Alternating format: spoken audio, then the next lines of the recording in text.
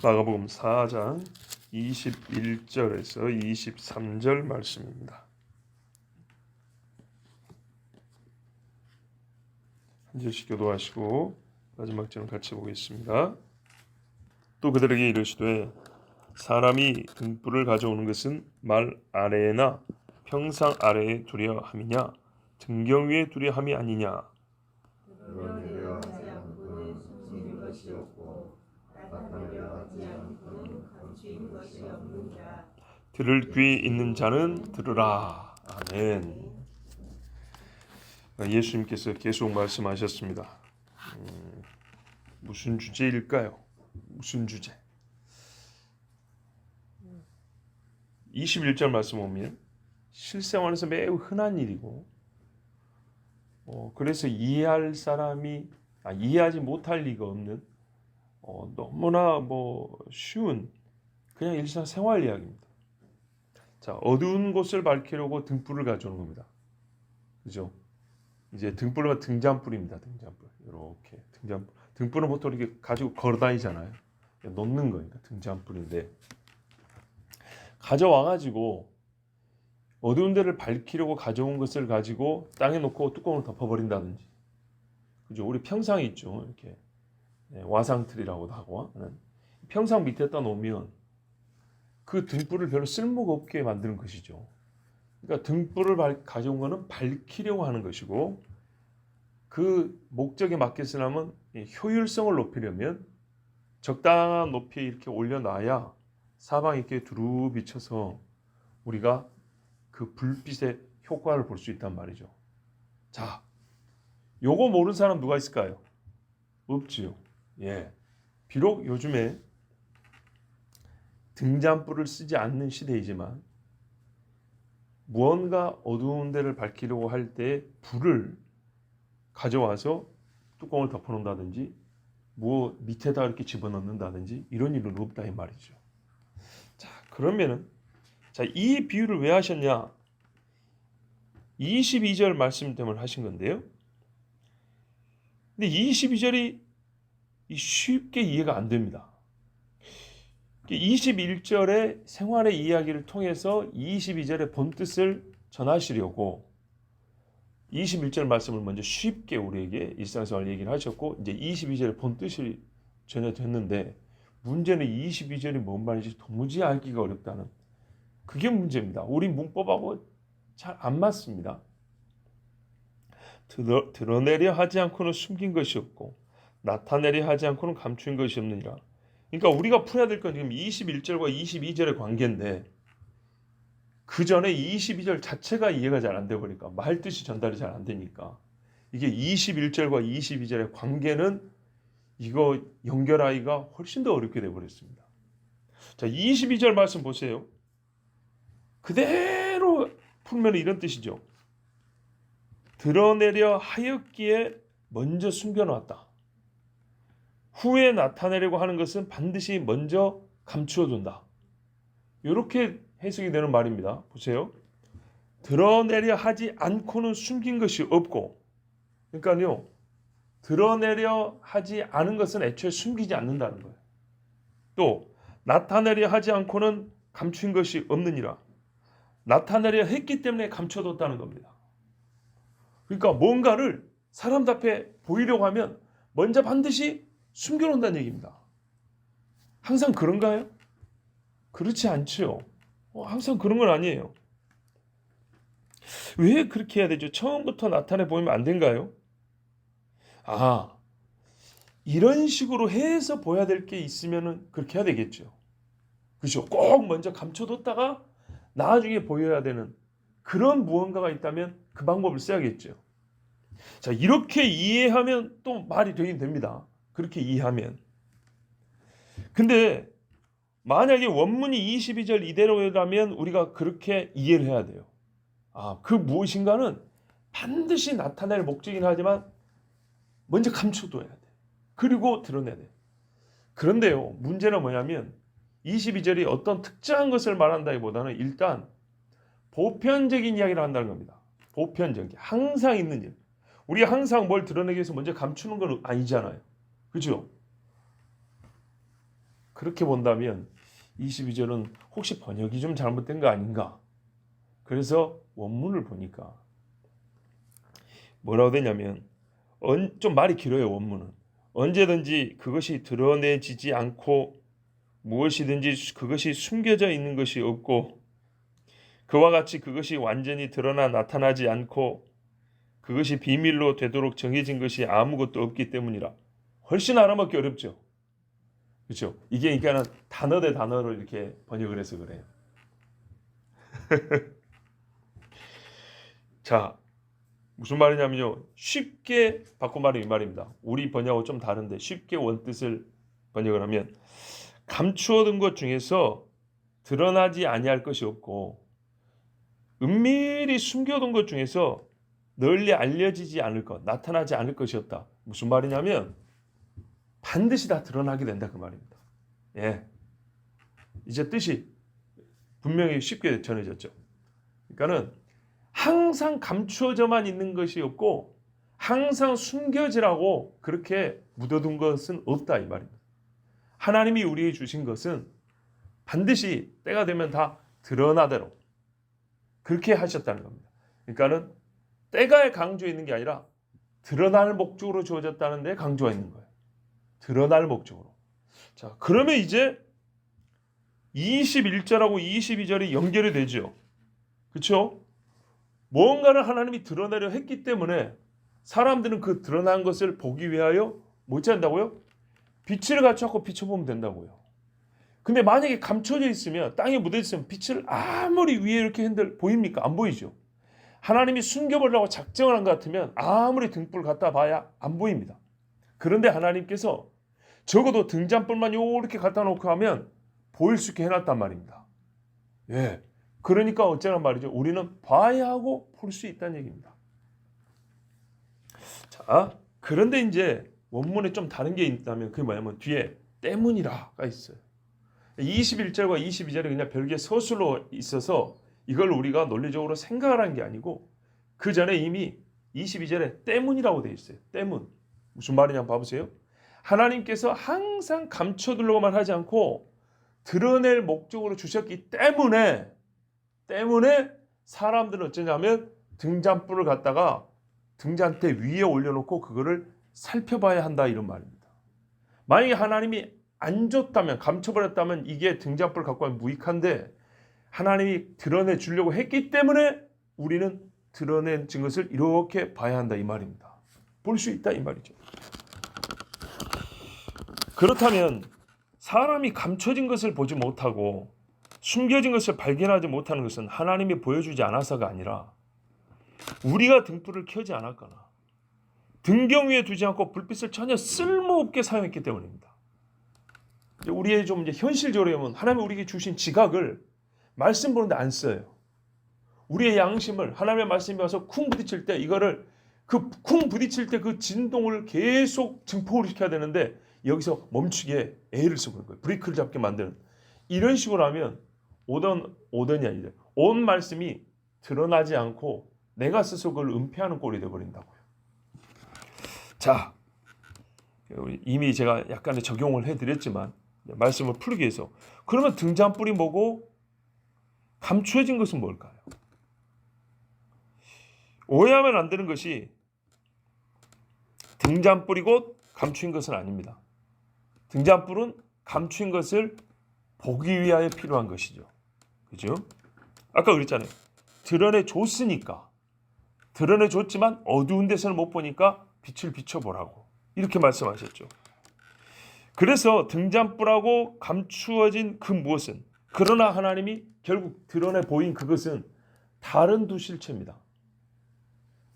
등불은 감추인 것을 드러내려고 비춰보는 것이고 그리고 등불을 가져왔다는 것은 이미 그것이 드러내어 있기 때문에 하나님이 드러냈다는 의도가 있고 이게 지금 우리에게 눈앞에 드러났기 때문에 그거를 확실하게 보기 위해서 불이 필요한 겁니다. 한께는 분명히 다른 겁니다.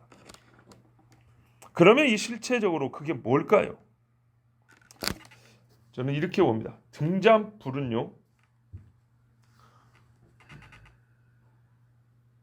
예수님이 지금 주신 이 계시의 말씀입니다.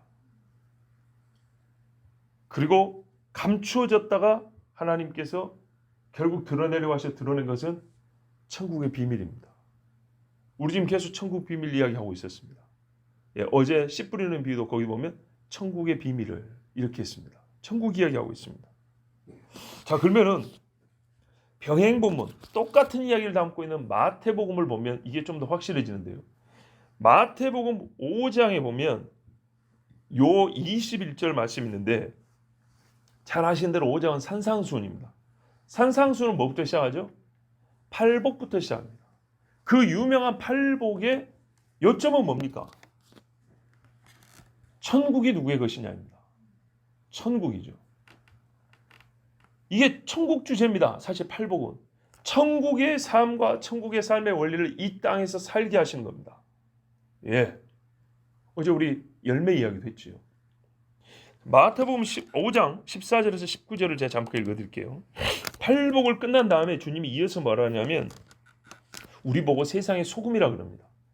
그 다음에 세상의 빛이라 그럽니다.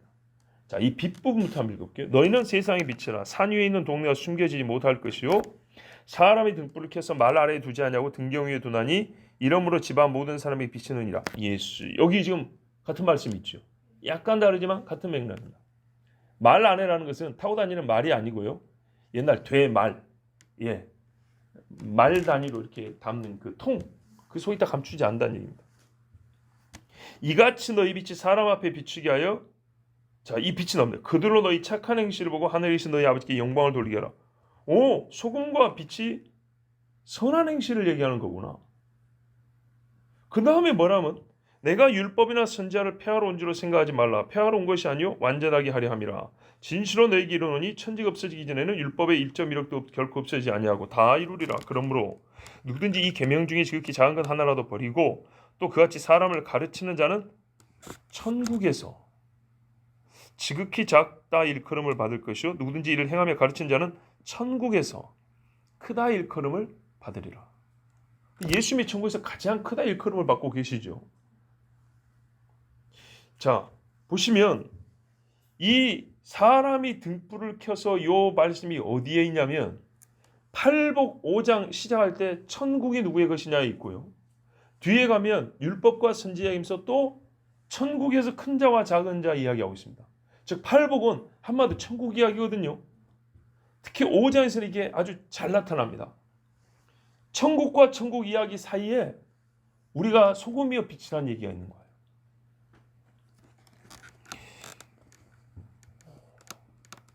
그러니까는 단편적으로 보면 소금과 빛은 선한 행실을 말하는 듯 하지만 전체적인 맥락은 선한 행실의 영역과 성격이 도덕적 당위, 그러니까는 도덕적으로 이래야 된다 저래야 된다, 이게 좋은 일이고 이게 착한 일이다, 그 정도 행위를 넘어선다, 그 이상을 지체하는 알 수 있어요. 천국 이야기를 하고 있다고요 지금. 자, 앞서 천국이 누구의 것인지 말씀하실 때도 도덕적 기준에 맞는 행위 이상을 가르쳤습니다. 예를 들어서 마태복음 그 5장 3절, 4절, 6절에 보시면 의를 위하여 핍박을 받는 자, 이건 도덕적 이야기 그 이상입니다. 심령이 가난한 자, 이건 세상 도덕적인 이야기 완전 다른 겁니다. 그렇죠? 이제 이런 말씀들을 보면 이어서 말씀하는 너희가 세상의 빛이요 소금이라 하는 이 선한 행실이라는 것이 도덕적 행위 이상이라는 것을 우리가 알 수 있습니다. 의에 줄이고 목마른다, 이거는 도덕 이야기 아니잖아요. 자, 그러면 만약 이거를 선한 행실을 도덕적인 선함 정도로 생각하면 어떻게 하냐면 천국이라는 매우 수준 높은 말씀하다가 도덕적으로 착해라는 좀 수준 떨어진 얘기 하시다가 다시 뭐라고 말해요? 그 수준을 높여가지고 율법과 선지자, 곧 천국에서 큰 자 이렇게 또 올라가는 꼴이 돼버리거든요. 그러지 않고 예수님 지금 줄기차게 천국 이야기하고 있는 겁니다. 그렇다면 여기서 선한 행실, 즉 소금과 빛이라는 것이 도덕적으로 착한 행실 이상이라는 것을 우리가 딱 짐작할 수가 있습니다. 예수님은 누가 천국에 들어갈 자인지를 가르쳐 주셨습니다. 자, 팔복에서요. 감추인 것을 드러내 주셨어요. 인생이 처음 듣는 놀라운 비밀이었어요. 의를 위해 핍박을 당한 자에게 천국이 주어진대요. 놀랍지 않습니까? 또 뭐야? 심령이 가난한 자가 복이 있어서 천국이 그들의 것이래요. 와, 이거는 정말 놀라운 이야기죠. 이게 천국의 비밀입니다. 비밀. 그리고 바로 이 비밀에 대하여 율법과 선지자가 감추어둔 것처럼 보관하고 있었다 합니다. 예, 이제 그거를 다 끄집어내서 예수님이 지금 보여주고 있는 중이에요. 숨겨둔 말씀으로 간직해 왔어요. 세례 요한 때까지 계속 예언하시면서 감추고 왔어요. 이제 예수님이 그것을 하나님의 뜻대로 드러내 나타내셨어요. 자기 자신으로 본인의 말씀 입술로. 여러분도 지금 듣고 있잖아요. 제가 지금 하고 있고 바로 요게 천국의 비밀. 예적 사람들은 그렇게 보고 싶어도 듣고 싶어도 이만큼 또렷하게 듣지 못했던 그 이야기. 그렇다면 들은 이 사람들이 해야 할 일이 뭘까요? 이 사람들이 해야 될 가장 선한 일, 진짜 소금 빛이 뭡니까? 들은 바를 다시 전하고 가르치는 거죠. 우리가 그제 들은 말씀 생각해 보세요. 내가 가장 사랑하는 일을 위해서 뭘 해야 최고로 선하다 일컬음을 받을 수 있겠습니까? 소금과 빛은 가난한 자에게 먹을 것, 입을 것을 나누는 행위를 훨씬 뛰어넘는 영혼을 살리는 일, 배고픔과 추위가 없는 그곳을 가리켜 보여주는 일까지입니다. 지금 우리가 잠시 배고픔을 이겨내게 해주고 추위를 견딜 수 있도록 옷을 줄 수는 있습니다. 정말 잘하는 일입니다. 우리 주님이 그랬습니다. 가난한 자를 돌보는 것 참 잘하는 거. 예수님도 먹을 거 나눠주셨지 않습니까? 그런데요, 그걸로 다 할 것 같으면 천국을 묘사할 때, 새하늘과 새 땅을 묘사할 때 뭐하러 고통도 슬픔도 눈물도 없는 곳 이렇게 말할까요? 제일 잘하는 거는 거기를 보여주는 겁니다. 이게 바로 신자가 받은 영광스러운 직분입니다. 고생스러운 직분이 아니고 영광스러운 직분입니다. 자, 제가 하는 이 해석이 정당한 근거는 22절 말씀. 자, 아까 마태복음 21절이 있죠. 불을 등경에 둔다. 근데 22절에 뭐가 있습니까? 뭐죠? 감춘 것이 드러나지 않을 것이 없다. 이게 마태복음에 있는데 사실 마태복음에 따르면 이 두 말씀은 거리가 좀 있습니다. 마가복음은 다른 복음서에 비해서 좀 짧지요. 그래서 이건 여기서 있었던 일이고 저건 저기서 있었던 일이고 이런 거를 굳이 잘 말하지 않고 그냥 또 이렇게 연결해 버립니다. 그래서 마가복음에서는 이게 한 자리에서 듣는 것처럼 돼 있습니다. 물론 예수님이 같은 설교를 여러 번 했다면 그럴 수도 있죠. 근데 마태복음에는 이 두 사건이 멀리 떨어져 있습니다. 처음에 21절 너희는 세상의 빛이다. 등경 위에 빛을 둬야 된다. 불을 둬야 된다. 요거는 마태복음 5장에 있고 감춘 것이 드러나지 않을 것이 없다. 요 말씀은 마태복음 10장에 있습니다. 그럼 10장에 어떤 맥락에서 이 말씀을 줬냐?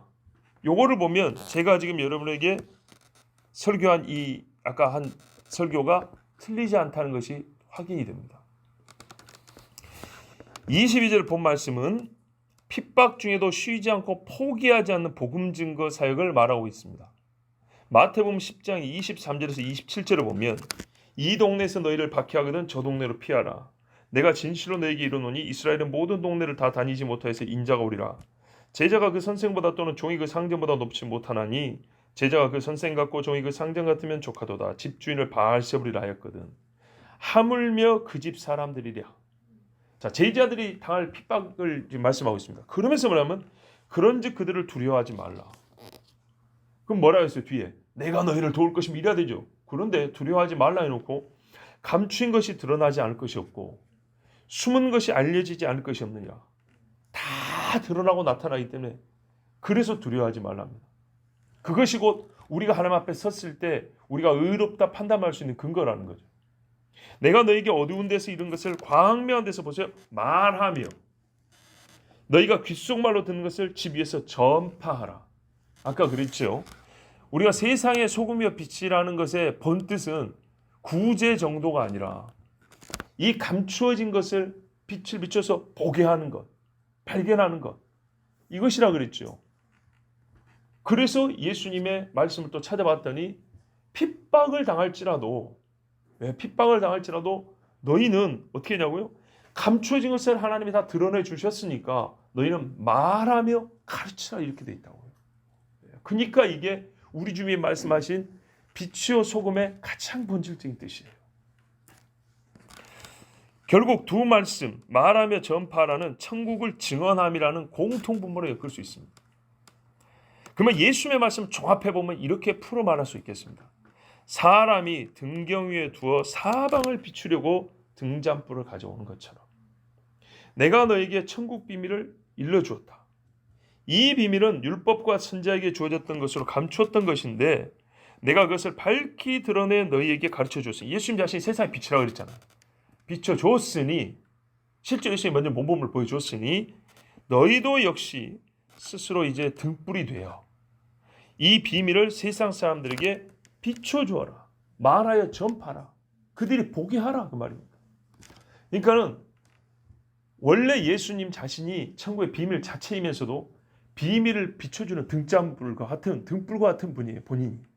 그래서 본인이 율법과 선지자들이 감춰졌던 그들의 글 속에 하나님이 숨겨뒀던 것을 때가 되면 하나님이 다 드러내려고 하신 거니까 드러내서 예수님이 쫙 비춰서 우리에게 보여줬다고요.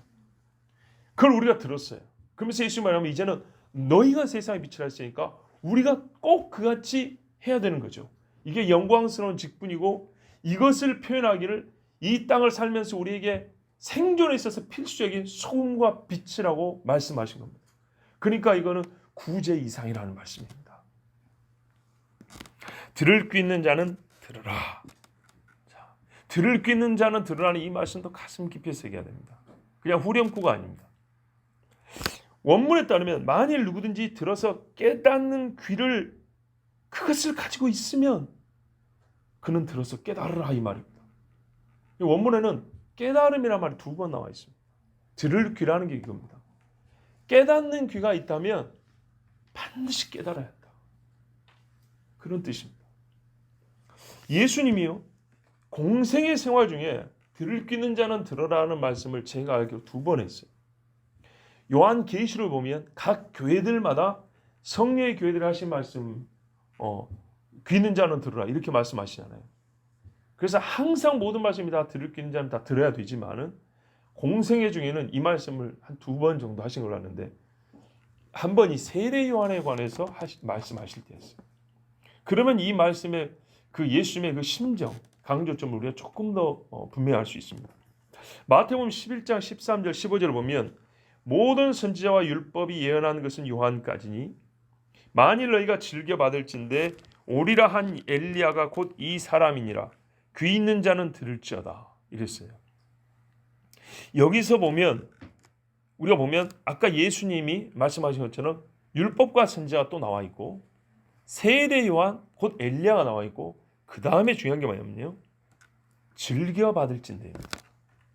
즐겨 받는다. 이 즐겨 받는가하고 귀 있는 자의 이 깨달음과 이게 상관성이 있습니다. 자, 세례 요한에 대한 예언이 주어졌습니다. 옛날 율법 책에 옛날 선지자의 글에 세례 요한에 관한 이야기가 기록되어 있습니다. 그는 곧 엘리야라 불리는 사람인데 와서 인자의 길을 예비한다. 메시아의 길을 예비한다. 이렇게 예언이 된 사람입니다.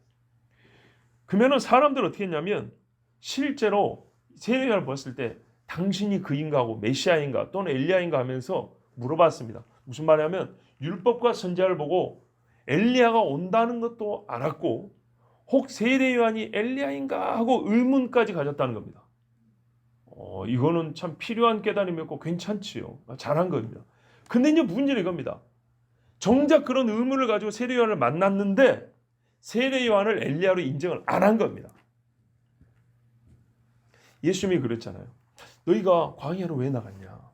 흔들리는 갈대 구경하러 갔냐? 아니면 옷소리 긴 사람들 보러 갔냐? 이거 보려면 저기 회당이나 좀 높은 데 가야 되는데 뭘 보러 갔냐 하면은 선지자보다 나은 자. 그에 있어서 광야까지 가려면 유대 광야 척박하거든요. 예? 먹을 것도 없이 거기까지 가려면 그만한 가치가 있어야 되는데 말 그대로 너희가 엘리야를 만날 정도가 아니면 거길 왜 가겠냐? 근데 문제는 정작 가놓고도 엘리야를 못 만난 거예요. 눈앞에 두고도. 얼마나 안타깝습니까?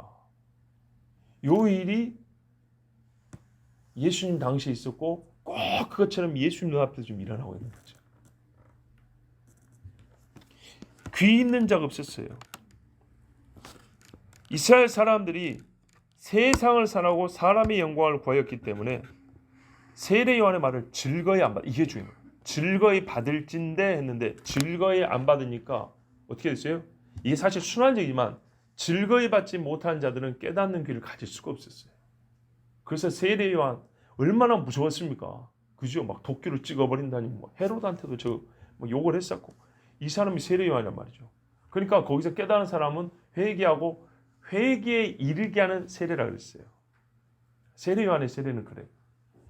예수님 혹은 제자들이 준 세례는 예수를 믿고 받은 표고 세례 요한은 예수님이 아니잖아요. 마태복음 3장에 보면 회개의 세례라는 말이 회개의 의가 뭐냐면 회개에 이르게 하는 거예요. 만약에 세례 요한이 준 세례가 그냥 회개 한 사람한테 주는 거라면 이건 좀 문제가 있을 수 있겠죠. 하여튼 이게 아주 명확하지는 않습니다만 하여튼 세례 요한이 그렇게 세례를 주고 회개를 명할 때 사람들은 즐겨 받지 않았어요. 즐겨 받지 않은 자에게는 세례 요한이 오리란 엘리야로 전혀 보이지 않았어요. 그래서 엘리야를 죽였습니다. 마땅히 알아보아야 했지만 수많은 사람들이 요한으로부터 드러나는 천국의 비밀을 듣는 복을 누리지 못한 것은 그들이 그 전에 이미 천국이 아닌 세상을 사랑함이 가득하여서 진짜 들리는 천국 말씀이 즐겁지 않았어요. 이 땅만 못한 거예요. 이 땅에서 자기가 누린 것만 못한 거예요. 그들의 손으로 비유컨대 천국의 비밀을 받아서 다시 묻어버린 겁니다. 만일 누구든지 들어서 깨닫는 귀들 그것을 가지고 있으면 그는 들어서 깨달으라. 이 말씀은 깨닫기를 바라는 예수님의 간절한 마음이면서 동시에 세례 요한을 알아보기가 그토록 어려웠던 것처럼 죄악에 빼앗긴 마음이 예수님과 또 주님이 전하는 천국의 비밀을 듣는 것이 얼마나 어려운가를 우리에게 알려줍니다. 본래 어려운 것이 아닙니다. 근데 보세요. 즐거이 받지 못한다 그랬잖아요. 바로 그겁니다. 하나님의 말씀을 즐거이 받는 마음이 마귀에게 빼앗겨버린 거예요. 어제 비유로 말하면 길가밭이 되어버린 거라고요. 비추어 주었으니까 예수님 비추어 주었으니까 마음이 닫히지 않았다면 깨닫기는 어렵지 않습니다. 그렇죠? 말씀을 드러내줬고 빛을 비췄으니까. 그런데도 불구하고 못 깨닫는다는 것은 본인이 눈을 감아버린 거죠. 빛이 있고 드러나 있는 것도 있는데 손으로 쥐지 않냐고 눈으로 보지 않은 거죠. 바로 이것을 한마디로 함축해서 하신 예수님의 말씀이 즐겨 받을진대 오리라 한 엘리야가 곧 이 사람인 줄 알았을 것이다. 예수님을 바꾸면 너희가 즐겨 받을진대 율법과 선지자의 말씀을 비롯해서 모세 하나님의 말씀을 즐겨 받았다면 내가 곧 하나님의 아들 오리라 한 메시아라는 걸 알았을진대. 뭐라요? 알지 못하고 그들이 못 박아 죽였다 그랬어요. 자, 여러분 아직 안 보인다. 감추인 것이 너무 많다. 할 때는 우리가 지금 뭐 그렇게 말할 때는 이미 지났다고 봅니다. 우리에게 있어서는 수천 년이 지났습니다. 모세 때로만 해도 3,500년이 지났습니다. 말씀 우리말로 번역까지 되어 있습니다. 아직까지 감춰져서 우리가 모른다. 이거는 하나님 앞에 책임 회피의 이유가 되지 않습니다. 메시아가 오리라 다시 오시리라에 대하여 주님께서 환하게 비춰 보게 해주셨습니다. 그 소식 때문에 수많은 사람들이 순교를 했습니다. 모자람은 없습니다. 문제는 들을 귀입니다. 들을 귀의 차이는 예수님 말씀은 즐겨받느냐 그렇지 않느냐라고 말씀합니다. 누구를 생각하지 말고 나 자신을 보십시오. 들어 깨닫는 귀가 나에게 있는가? 오늘 이것을 주님께 여쭙고 함께 기도하길 바랍니다. 기도하겠습니다.